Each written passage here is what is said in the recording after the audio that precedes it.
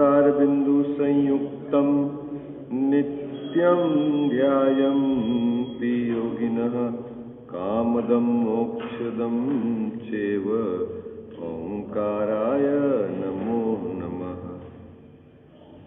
मंगलम भगवान वीरो मंगलम गौतमो गणी मंगलम कुंद कुंदाद्यो जैन धर्मोस्तु मंगलम सर्वमंगल मांगल्यम सर्वकल्याणकारकम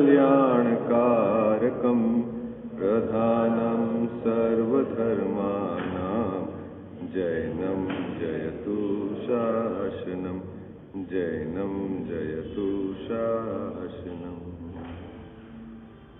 नमः श्री समयसाराय स्वानुभूत्याश्चकासते चित्त स्वभावाय भावाय सर्वभावान्तरे छिदे मिथ्या भाव अभाव ते जो प्रगटे निज भाव सो जयवंत रहो सदा यह ही मोक्ष उपाय यह ही मोक्ष उपाय। सर्वज्ञ शासन जयवंत वर्ते निर्ग्रंथ शासन जयवंत वर्ते हे यही भाव अविच्छिन्न मन में रहता है। सर्वज्ञ शासन जयवंत वर्ते निर्ग्रंथ शासन जयवंत वर्ते। जय बोलो देव शास्त्र गुरु की।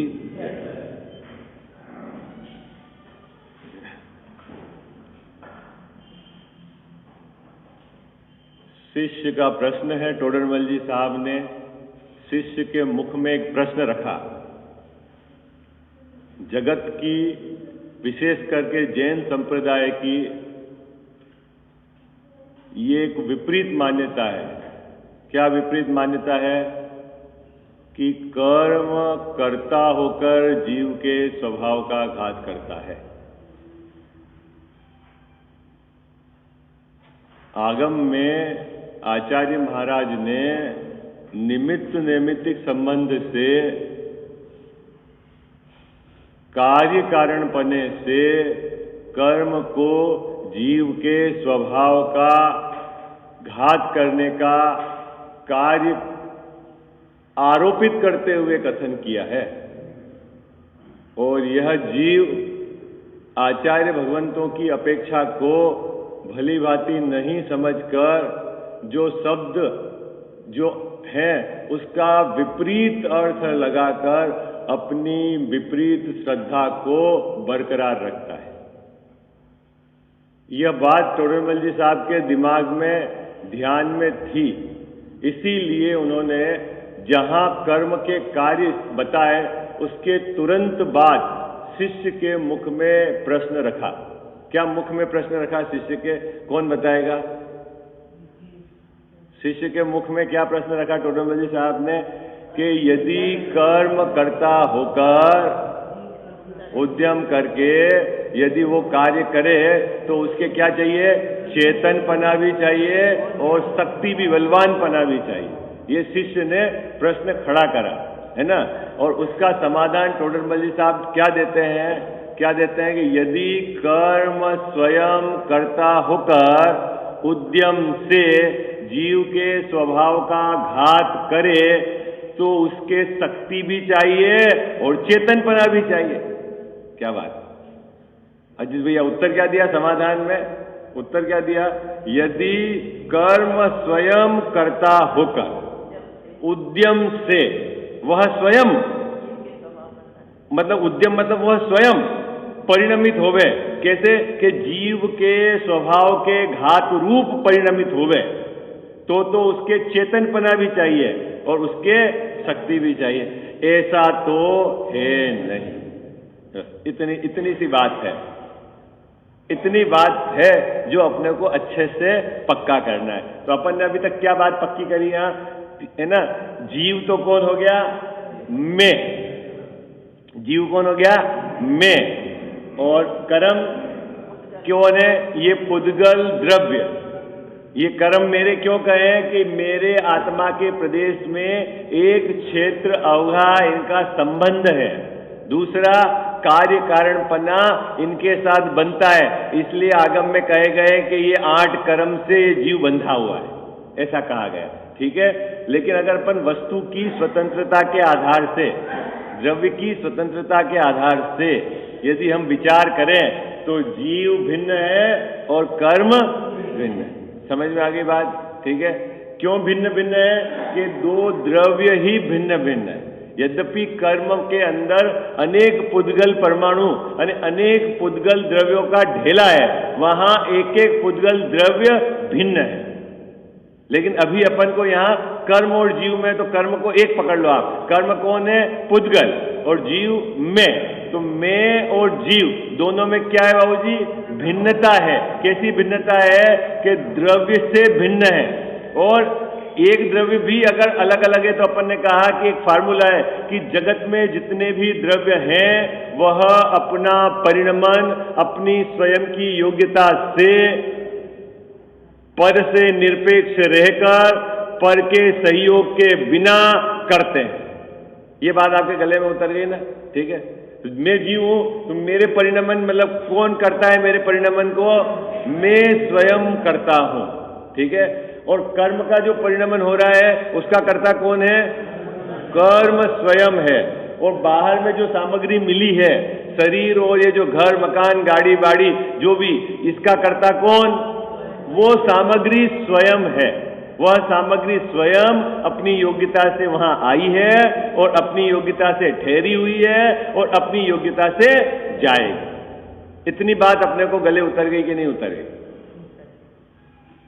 अपना 4 दिन तक यही प्रकरण चल रहा है ना, 4 दिन से है? हाँ हाँ। इसीलिए तो कार्य कारण पना है, वो ही समझाना है आपको कि कर्ता कर्म पना नहीं है, कार्य कारण पना है। वही तो टोडरमल जी साहब ने यहाँ बताया इस पैराग्राफ के अंदर। हाँ, वो निमित्त नैमित्तिक संबंध होता क्या है वो अभी आपको यहाँ पे इस बोर्ड पे अभी बताएंगे तो एकदम आपको पिक्चर क्लियर हो जाएगी। यहाँ तक तो बात आपको क्लियर हो गई ना। इसके आगे की अपन बात चलाएंगे आज। यहाँ तक तो अपनी पूर्व की चर्चा ही थी। ठीक है। क्या पूर्व की चर्चा थी अजित भैया? चर्चा क्या थी कि जीव क्रोध रूप परिणमन कैसे करता है? अपने स्वयं की योग्यता से क्रोध रूप परिणमित होता है। जीव अल्प विकसित ज्ञान रूप क्षयोपशमिक ज्ञान रूप परिणमित कब? अपनी योग्यता से करता है।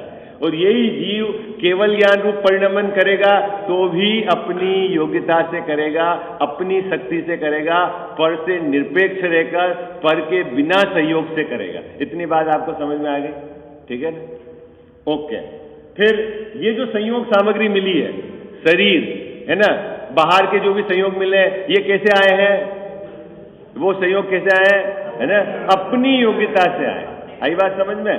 कोई इसको लाया नहीं है और कोई इसका परिणमन करा सकता नहीं है। अपन ने देह के संबंध में बात कर ली और बाहर के संयोग है ना, सोने के संबंध में बात कर ली। दोनों बातें आपके स्पष्ट है ना? सोने की भी बात स्पष्ट है, देह की सब लगा लेना आप, गाड़ी बाड़ी सब। बाबूजी कैसे आया है वो? अपनी योग्यता से आया है ना? अपने पास जो भी सोना सामग्री है किसने कमाया बाबूजी? किसने कमाया? वो सोना है ना, चलकर अपनी योग्यता से आया है। घर में पड़ा है तो अपनी योग्यता से, तिजोरी में पड़ा है तो अपनी योग्यता से। हाँ, और वो उसका कर्ता स्वयं है। इतनी बात अपने को बराबर समझनी पड़ेगी। ठीक है ना? तीसरे नंबर की बात है कर्म। तो कर्म भी एक पुद्गल द्रव्य है, इसमें भी प्रत्येक समय परिणमन होता है। इसके लिए अपन ने क्या आधार लिया था? क्योंकि 6 द्रव्य में सामान्य रूप से द्रव्यत्व नाम का गुण पाया जाता है। वो गुण क्या करता है?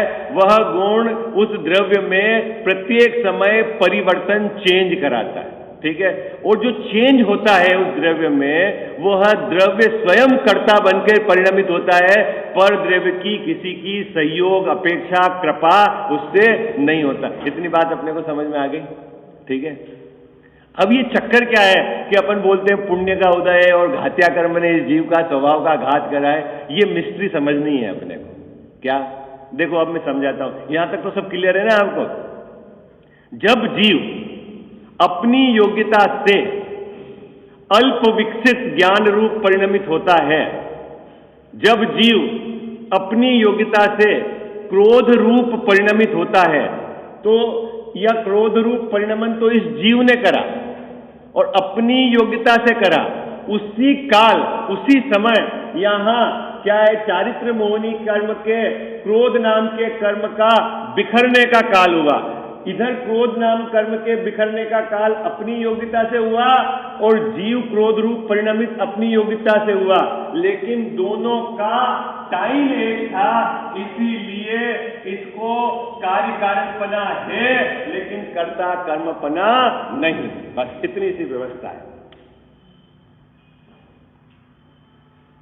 कुछ बात समझ में आई कि नहीं आई आपको? हाँ, वो यहां जो चारित्र मोहनी में क्रोध नाम के कर्म का उदय, उदय मतलब क्या कि वो जो क्रोध नाम की प्रकृति है उसका बिखरान शुरू हो गया। वो जो ढेला बना था ना उसका बिखरान, तो वो बिखरान कौन करता है? वो क्रोध नाम की कर्म की प्रकृति अपनी योग्यता से उस रूप परिणमित होती है और जीव अपनी योग्यता से क्रोध रूप परिणमित होता है, लेकिन दोनों का काल एक है, एक काल है।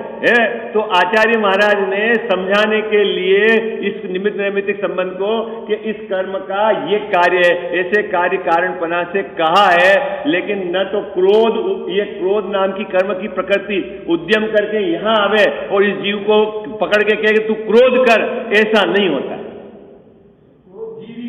बिल्कुल बिल्कुल जीव ही करता है। बाकी इसको भी तो गुस्सा आना चाहिए, ये क्या जोर जोर से चिल्ला रहे हैं हमारे साथ? नहीं, कौन करता है क्रोध? जीव ही करता है, जीव में ही होता है। जीव स्वयं क्रोध रूप परिणमित होता है और जीव ही दुखी होता है उस क्रोध से। हाँ जी या ना जी, बात समझ में आ गई? ठीक है। अभी देखो, अब यहां अपने घर पे जो सोना आया है ना, ठीक है, सोना ये कैसे आया बाबूजी?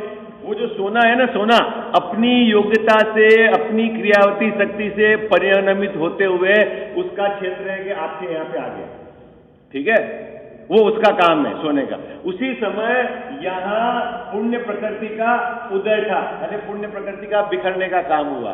तो अपन क्या कहते हैं कि पुण्य के उदय से सामग्री मिली, ये इसका तो बिखरने का काम था और इसका अपनी शक्ति से आने का काम था, दोनों का काल एक हो गया। तो अपन ये कहते हैं कि पुण्य के उदय से सामग्री मिली, न तो पुण्य ने इस सोने को पकड़ के लाया कि नहीं यार रे, ऐसा कोई काम नहीं हुआ। आई बात समझ में?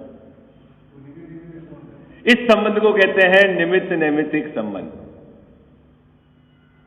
टोडरमल साहब ने कितना सुंदर सेंटेंस लिया, यदि कर्म, ये पुण्य कर्म जो है, यदि स्वयं कर्ता बनकर उद्यम करे, क्या उद्यम करे कि इस सोने को पकड़कर यहां लावे, तो इसमें बुद्धि भी चाहिए और शक्ति भी चाहिए।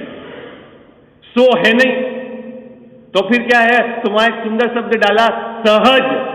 सहज मतलब इधर का काम होना अपनी योग्यता से, उधर का काम होना अपनी योग्यता से, और दोनों का एक टाइम होना, इसको कहते हैं सहज निमित्त नैमित्तिकपन। बात समझ में आ गई आपको? हाँ जी या ना जी? हाँ, सरल है निमित्त नैमित्तिकपना? कजावा साहब, इज इट ओके?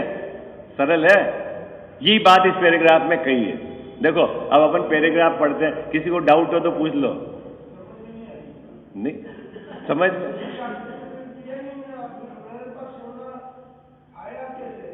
सोना अपनी ताकत से आया। आपने क्या काम किया? स्वयं ही चल के आया। कौन लाया उसको? उसमें क्रियावती शक्ति है, एक समय में वो 3 लोग जा सकता है, इतनी ताकत है पुद्गल में। एक समय में 14 राजू पूरा पार कर जावे, यहाँ हाँ, पुद्गल में क्रियावती शक्ति है। हाँ, पुद्गल में परिणमन की क्रियावती शक्ति है, एक जगह से दूसरे जगह जाने की। और ऐसे ही जीव में भी है। जैसे मैं यहां से उठ के वहां गया तो मैं मेरी योग्यता से गया, और जीव जीव की पुद्गल पुद्गल की योग्यता से गया, मैं थोड़ी पुद्गल को लेके गया। लेकिन दोनों के जाने का काल एक है। अभी यहां वर्तमान में ये जैसे अंगुली हिलाने का, तो इस अंगुली के अंदर के आत्मा के प्रदेश अपनी योग्यता से उधर गए, और ऊपर पुद्गल के ढेले अपनी योग्यता से गए।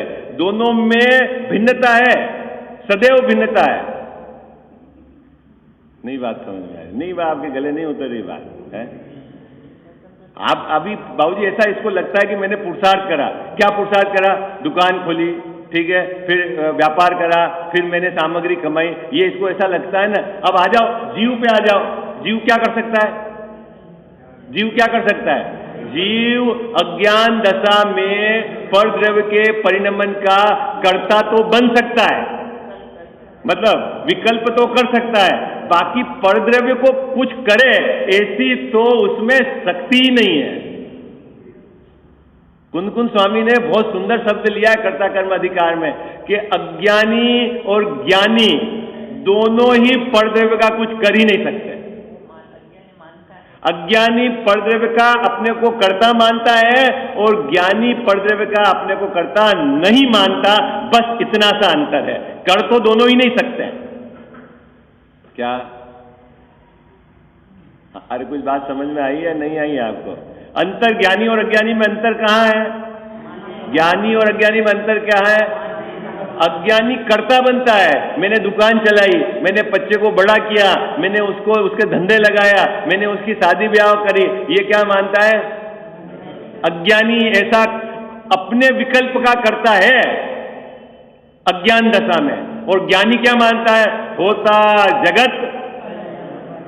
कितना अंतर है कजावत साहब ज्ञानी और अज्ञानी में? बाबूजी क्या क्या चेंज करना है अपने को? ज्ञानी से अज्ञानी से ज्ञानी बनने में क्या क्या चेंज करना? कितना सरल काम है, बोलो। इससे सस्ता जैन दर्शन है क्या? बोलो। कुछ नहीं करना है आपको, है सिर्फ आपको ये अपनी जो है अभिप्राय में जो विपरीतता है वो मिटनी है। इतना सा तो काम है। ये बात निमित्त नैमित्तिक संबंध समझ में आ गया आपको? हाँ, हाँ जी या ना जी? ठीक है। अभी ये जो मैंने तीनों चित्र बनाए ना, तीनों चित्र यही। अब अपन पैराग्राफ पढ़ते हैं, आपको एक एक शब्द का अर्थ इसमें क्लियर होना चाहिए, ठीक है। यहां जो टोडरमल साहब ने कहा, देखो पेज नंबर 25।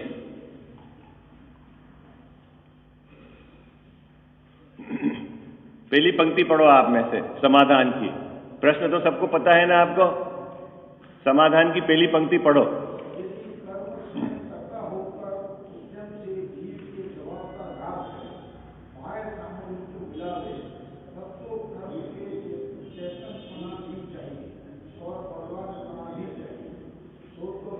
बस ये बात समझ में आ गई। यहां ये 8 प्रकार के कर्म है, इसमें 4 तो घातिया और 4 है अघातिया। घातिया कर्म जीव के स्वभाव का घात करते हैं, ऐसा टोडरमल साहब ने पहले इसका कार्य बताया। और अघातिया कर्म बाहर की सामग्री मिलाते हैं, ये बताया। अब टोडरमल साहब समाधान में कहते हैं कि यदि कर्म यानी 4 प्रकार के कर्म स्वयं कर्ता होकर उद्यम से ये मेहनत करे, मतलब परिणमित होवे, उद्यम मतलब परिणमित होवे, और ये क्रोध जीव को क्रोध रूप करावे या जीव के स्वभाव का घात करे, तब तो कर्म में शक्ति भी चाहिए और बुद्धि भी चाहिए। ऐसा तो है नहीं। ये पहली पंक्ति का अर्थ है। ये जो बाहर की ये बताया ना, अघात्या कर्म बाहर की सामग्री मिलाते हैं। अब इसमें लगाओ कि अघात्या कर्म यदि स्वयं उद्यम से जीव में बाहर या जीव के बाहर संयोग सामग्री मिलावे, तो इसमें बुद्धि भी चाहिए और शक्ति भी चाहिए। ऐसा तो है नहीं। तो ऐसा नहीं है तो फिर आप क्यों कहते हो कि पुण्य से ये हुआ, पुण्य से ये हुआ और घात्या कर्म ने हमारे स्वभाव का घात कर दिया? फिर ऐसा क्यों कहते हो? तो उसका यहाँ उत्तर है आगे। ये वाली बात तो समझ में आ गई ना, पहले की 2.5 पंक्ति। पहले की 2.5 पंक्ति तो समझ में आ गई ना बाबू जी। कर्ता मतलब वह स्वयं परिणमित होवे कर्म, तो उसमें बुद्धि भी चाहिए और शक्ति भी चाहिए। अब आगे की तो फिर क्या है इसमें संबंध, तो अब आगे बताते हैं। सहज ही निमित्त नैमित्तिक संबंध है। अब ये निमित्त नैमित्तिक शब्द डाल दिए, हमारे समझ में नहीं आ रहा किसको आप निमित्त कह रहे हो, किसको नैमित्तिक कह रहे हो। तो अब टोडर मल्ली साहब इसका समाधान कहते हैं कि निमित्त नैमित्तिक संबंध किसको कहते हैं? जब उन कर्मों का, जब मतलब टाइम, ये जब शब्द कहां से रिलेटेड है? टाइम से रिलेटेड। जब उन कर्मों का उदय काल हो, किन कर्मों का? इन कर्मों का, 8 प्रकार के कर्मों का उदय काल हो। तो उदय काल में क्या कार्य होता है कर्म में? कर्म की अवस्था चेंज होती है, वो तो प्रत्येक समय चेंज होती है, बिखरना शुरू हो जाता है। तो वो कर्म बिखरने का कार्य कौन करता है? वो कर्म स्वयं करता है, कर्ता होके। ठीक है, तो ये 8 कर्म, इनमें दरेक समय परिणमन हो रहा है, एक विशेष प्रकार का परिणमन जिसको उदय कह दिया है। वो जो परिणमन होता है तो वो कौन करता है? कर्म स्वयं करता है। तो जब उस कर्म का उदय काल होता है तो कर्म क्या कार्य कर रहा है? कि कर्म का उदय रूप परिणमन हो रहा है, बस ये कर्म का कार्य। ये क्या लिखा है? जब उन कर्मों का उदय काल हो, उस काल में, फिर टाइम की बात कही टोडर मल्ली साहब ने, जब उस काल में यानी उसी समय स्वयं ही आत्मा, आत्मा कौन? मैं, जीव, स्वयं ही क्या करता है? आत्म स्वभाव रूप परिणमन नहीं करता। परिणमन नहीं करता मतलब वो क्रोध रूप परिणमित होता है, मान रूप परिणमित होता है, माया रूप परिणमित होता है ना, लोभ रूप परिणमित होता है। कौन? आत्मा। कब? जब वो उस समय इसका उदय काल हो, तब आत्मा इस रूप परिणमित होता है। ठीक है, कौन? स्वयं ही, शब्द क्या लिखा हुआ है? स्वयं ही। ठीक है, ये बात समझ में आ गई आपको? आगे चले। तथा जो अन्य द्रव्य है, अन्य द्रव्य कौन कौन से बाबूजी? सोना, चांदी, घर की ईंट, ये जितने पुद्गल का ढेला है ना, ठीक है, चेतन और अचेतन जो चारों तरफ भीड़ इकट्ठी हुई है ना, ये सब अपनी अपनी योग्यता से आते हैं, नहीं? उसको यहां अन्य द्रव्य कह दिया। सो जो अन्य द्रव्य है वे वैसे ही संबंध रूप होकर परिणमित होते हैं। कब? जब उन कर्म का उदय काल। हो इधर पाप का उदय काल आवे तो ये जो बेटा है वो आपकी अवहेलना करेगा ही, आपकी सेवा करेगा ही नहीं। अब इस कर्म ने आके इसको यूं थोड़ी कहा कि सेवा नहीं करना, इसका उस रूप परिणमन है, उस विभाव रूप, उस उधर कर्म का, आपके कर्म का उदय काल है। ठीक है, और इधर आप अज्ञान दशा में दुखी हो रहे हो। ये सब काम अपने अपनी योग्यता से अपने अपने मतलब द्रव्य में होते हैं, बस इनका सबका काम एक टाइम है। इसलिए अपन क्या कहते हैं, इस नालायक ने मेरे को परेशान कर दिया, ये काम धंधा नहीं करता। कौन है नालायक बाबू जी? अब ये 3 जगह में नालायक ढूंढो ना। एक तो बच्चा यहाँ है अन्य सामग्री में, एक आपके कर्म का उदय यहाँ है, और मैं यहाँ हूं। कौन परेशान कर रहा है? अरे हाजी या नाजी कुछ तो बोलो भाई। 3 जगह हो गई ना, 3 जगह बाबू जी, 3 जगह हो गई। ठीक है, ये मान लो बहू हो, बेटा हो, वाटे और में भी पड़ोसी हो, वो तो अन्य द्रव्य। आपके आघात्या कर्म का उदय और बाइफरकेशन करो तो वेदनी, वो यहां कर्म में, और जीव दुखी हो रहा है यहां। कौन किसको करा रहा है बताओ? अरे बोलो ना, कुछ तो बोलो है। हाँ वो तो है, अभी दुखी कौन करा रहा है? अभी तो है ना बाबूजी। अब ये तीनों चीज न्यारी न्यारी है। अब आपके पास पावर है, क्या पावर है बाबूजी? क्या कि यहां कुछ भी होवे, यहां कुछ भी होवे, इधर नहीं देखो और आप मस्त रोककर क्षमा रूप परिणमित करो तो कौन रोकता है आपको? है? अरे बोलो ना, कौन रोकता है? कोई नहीं रोकता। ठीक है, तो अपने साथ क्या प्रॉब्लम आ रही है? अरे अपने साथ प्रॉब्लम क्या आ रही है? क्या प्रॉब्लम आ रही है बाबूजी, बताओ ना आप। भाई ये कुछ नहीं करता, ये इसका काम कर रहा है या परिणमन हो रहा है, ये अन्य द्रव्य ये अपने हिसाब से यहाँ आया है, और मैं यहाँ जबरदस्ती परेशान हो रहा हूं। क्यों परेशान हो रहा हूं? ये वो अज्ञानता। वो अज्ञानता क्या है? अज्ञानता क्या है मैं बताऊं कि आप इसका परिणमन भी अपने हिसाब से कराना चाहते हो। ठीक है, सो तो है नहीं, हो ही नहीं सकता है, सब 100 इंद्र मिल जावे तो काम नहीं होवे। वो तो उसकी द्रव्य की ताकत है, परिणमित होना उसका कैसा होना। अब मुझे ये बताओ, इस श्रद्धान के बिना जगत में जीव कैसे सुखी हो सकता है? बताओ, किस विधि से सुखी हो सकता है जब तक आपको ये बात का विश्वास नहीं होता? क्या विधि है बताओ कजाव साहब, इसके अलावा जगत में शांति की?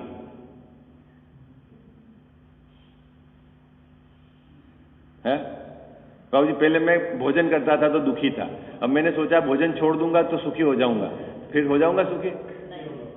है क्यों नहीं? भाई भोजन से दुखी है भाई। पहले तो मानता था कि बाहर की सामग्री दुख का कारण है, हमने सामग्री छोड़ दी तो सुख आ गया। कहां से आएगा सुख? कजावा साहब, कहां से सुख आएगा? आचार्य महाराजों ने ये बात कही है कि परिग्रह चिंता दुखी मानो। किस अपेक्षा से कही है? किस अपेक्षा से कही है? कि ये बाहर की सामग्री ये तो अपनी योग्यता से आती है, तू निरंतर यहां उनके संबंध में विकल्प करता है, इसको रखना, इसकी सुरक्षा, इसको टिकाए रखना, इस तरह का तेरा जो विचार है इधर की तरफ का दृष्टि रखकर, तो तेरा परिणमन यहां विपरीत होता है जो दुख का कारण है। तू इसकी स्वतंत्रता का स्वीकार कर, अपने अपने ज्ञायक स्वभाव की तरफ देख, बस शांति शांति है। सामग्री तो सामग्री में है, पहले भी सामग्री सामग्री में थी, अब भी सामग्री सामग्री में। न तो तेने पहले इसको कुछ ग्रहण किया था और न तूने बाद में इसको छोड़ा है, वो तो छूटी हुई थी। तेरी मान्यता में तेने पकड़ रखा था, वहां से छूट गई तो छूट गई, खत्म कहानी। बच्चा मेरा कब तक है बाबूजी? कहां से मेरा बच्चा बताओ? है बोलो ना, है बोलो आप। घर में था तो मेरा बच्चा है, ठीक है। मैं घर छोड़ के जंगल में चला गया तो बच्चा है कि नहीं मेरा? अरे बोलो ना, बच्चा कहाँ चला गया है? बच्चा कहाँ था? है कजावा साहब, कहाँ था बच्चा? बोलो ना। ये माल है, माल असली रहस्य है ये जिनागम का। इसको बिना समझे, इसकी बिना स्वीकृति के, इसके बिना दृढ़ श्रद्धान के मोक्ष मार्ग में प्रवेश हो ही नहीं सकता। बाहर में आप कुछ भी क्रियाकांड करो, उससे कोई दम नहीं। आपको वस्तु व्यवस्था तो समझनी पड़ेगी, द्रव्य की स्वतंत्रता समझनी पड़ेगी, अपने गुणों की स्वतंत्रता समझनी पड़ेगी, अपने एक एक पर्याय की स्वतंत्रता समझनी पड़ेगी। कैसा इसमें निरपेक्षपना है ये समझना पड़ेगा, उसके बिना काम नहीं होगा। चलें आगे। यहां तक ये पैराग्राफ पूरा समझ में आ गया, निमित्त नैमित्तिक समझ में आ गया। निमित्त नैमित्तिक संबंध किसको कहते हैं बाबू जी? निमित्त नैमित्तिक संबंध समझ में आ गया। कर्म अपनी स्वयं करता होकर वो कर्म के रूप परिणमन हो रहा है उसका, जो भी हो, उदय, संक्रमण, जो भी है, उदीर्णा, वो सब उसके विशेष विशेष अवस्थाओं का नाम है। और जीव अपनी योग्यता से स्वभाव और विभाव रूप परिणमित करता है, और बाहर की सामग्री सब अपनी अपनी योग्यता से आती है। आने का काल एक है, इसलिए उसको कहते हैं कार्य कारणपना। बस इतना सा संबंध है। चलें आगे। चलो अब आगे दूसरा है। अब टोडरमल साहब ने फिर भी ये समझ में नहीं आई, क्योंकि आपको 3-4 दिन से तो अपन घोट ही रहे ना, 5 दिन से नहीं समझ में आई, तो फिर बाबूजी यहाँ उदाहरण तो देना ही पड़ा, क्योंकि बहुत कठिन क्लिष्ट विषय है, तो उदाहरण दिया है यहाँ पर टोडरमल साहब ने। अब वो उदाहरण आपके समझ में आ जाएगा, और उदाहरण भी समझ में नहीं आए तो फिर मुझसे पूछना, लेकिन समझना बराबर है इस बात को, ठीक है। चलो उदाहरण पढ़ते हैं अपन। जैसे 2 पैराग्राफ तक उदाहरण दिया बाबूजी, सिद्धांत की बात तो खत्म हो गई यहां पर। बस टोडरमल साहब ने जो मूल बात बतानी थी ये पैराग्राफ में खत्म हो गई। अब जो है 2-3 पैराग्राफ बराबर अब आपको समझाएंगे कि ये कैसे निमित्त नैमित्तिक संबंध है, ठीक है। चलें आगे। किसी पुरुष के सिर पर मोहन धूल पड़ी है। ये मोहन धूल पड़ी है, आप समझते हैं मोहन धूल क्या होती है? आपने नाम सुना कि नहीं बाबूजी? मोहन धूल है, नहीं सुना? एक धूल है, एक धूल है। मैं यहां से आपको मंत्र करके दे दूं, मंत्र, और आपके यूं डाल दूं, ठीक है, वो हो गई मोहन धूल। समझ में आ गई? नहीं होता? अभी आपके वो नहीं चलता, ये पहले एक दिन छोड़ के एक दिन बुखार आता था, इसको क्या बोलते थे? एकात्रा। एकात्रा नहीं बोलते थे? एक दिन छोड़ के संजय जी पुकार आता है। फिर एकात्रा मंत्रने वाले भी थे। मंत्रने वाले थे, वो क्या करते थे, एक कागज पे कुछ ऐसा चित्र बना देते थे, फिर क्या बोलते थे, उल्टे पाँव में बांधना, फिर एक एक घंटे में बाहर खोलना उसको और साथ साथ जूते लगाना। ऐसा नहीं चलता था? नहीं चलता बाबूजी ऐसा। अरे मुझे पता नहीं, आपके यहाँ राजस्थान में तो बहुत सारी ऐसी कुरीतियाँ हैं। मैं तो हमारे उधर इलाके की बात बता रहा हूँ। नहीं होता बाबूजी यहाँ। एक दिन छोड़ के एक दिन बुखार आता था तो लोग मंत्राने जाते थे ना, ठीक है, और फिर ठीक होते थे। होते भी थे कि नहीं होते थे? है तो अब अपन को वो पूरी कहानी मिस्ट्री समझनी है कि एकात्रा क्या काम करता था, ठीक कैसे होते थे। ये पूरी मिस्ट्री टोडरमल साहब ने समझाई है, ठीक है, इस पैराग्राफ में। अब वो मैं पढ़ता हूं पैराग्राफ, ठीक है। देखो, किसी पुरुष के सिर पर मोहन धूल पड़ी है, उससे वह पुरुष पागल हुआ। वहां उस मोहन धूल को ज्ञान भी नहीं था और बलवानपना भी नहीं था, परंतु पागलपना उस मोहन धूल से ही हुआ देखते हैं। वहां मोहन धूल का तो निमित्त है और पुरुष स्वयं ही पागल हुआ परिणमित होता है। ऐसा ही निमित्त नैमित्तिक संबंध बन रहा है। ठीक है बाबूजी, ठीक है। अब इसका कल इसका खुलासा करेंगे। मोहन धूल कठिन लगती हो तो और कोई दूसरा उदाहरण भी दे देंगे आपको कि जिससे पागल होता है। नहीं हो जाते पागल लड़के, भाई इस लड़की से शादी करनी तो पागल हो जाते, तो उसने किसने पागल कर दिया है? ये खोज करनी पड़ेगी अपने को, कौन पागल करता है ना। ये आपने जादूगर नहीं देखे? वो कहते हैं हाथ उठाओ, हाथ उठाता है, वो कहे हाथ नीचे रखो, वो यहाँ खड़ा रहता है, वो उसको ऊंचा नीचा करता है। ये क्या चक्कर? वो ये सब चक्कर, इसकी कहानी अपन कल समझेंगे क्या है इसमें।